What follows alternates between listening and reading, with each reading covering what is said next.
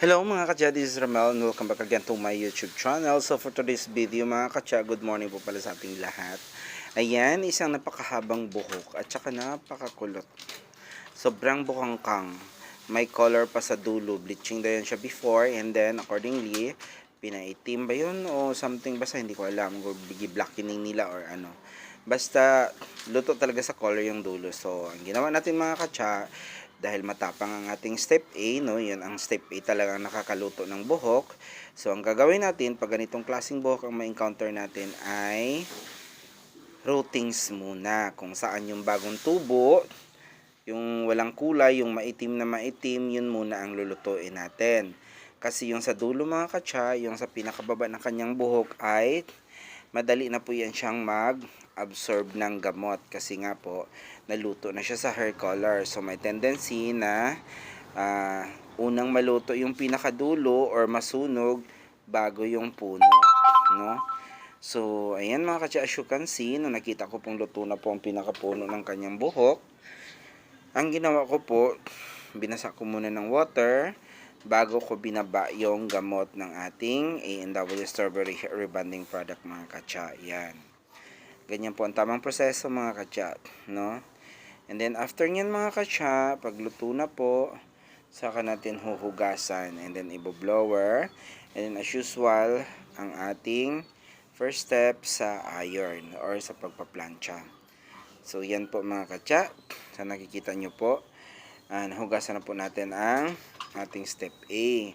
And then, ayan. Medyo mahaba po yung buhok niya mga katsa. And then, sa part na yan, ginupit ko muna ng basa pa.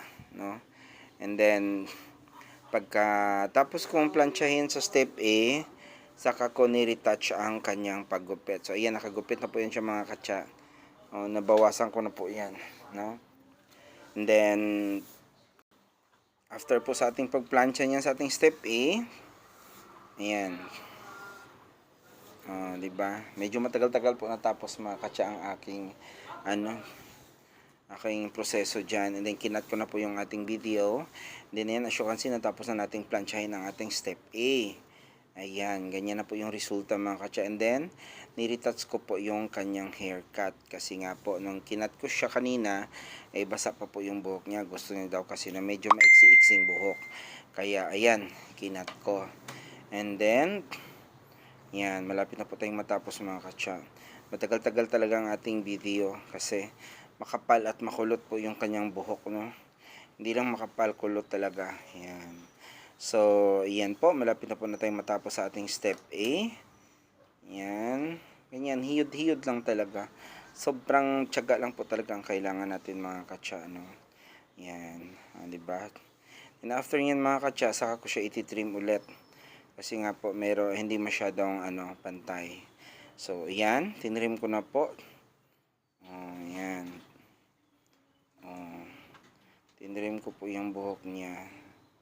Ayan. And then, after nyan mga katsa, saka natin lalagyan ng step B or step 2 ng ating A&W Strawberry Hair Rebonding Product na gamot mga katsa. Ayan.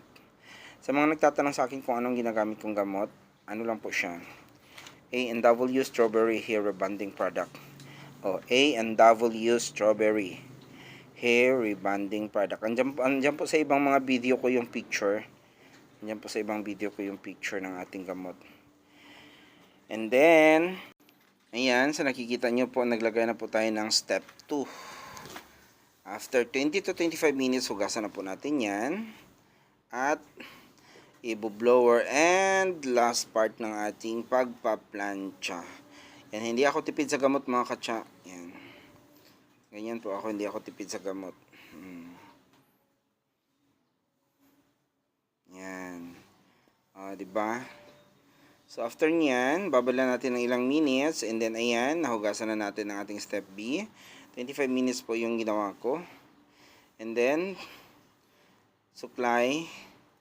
After suklay, blower, and then plancha. Last part ng ating plancha na po yan. And then last part na po yan ng ating blower din. Yan.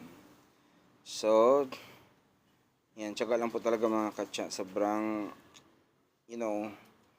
ang kapal ng buhok niya. Kaya medyo nangalay yung kamay ko pero okay lang.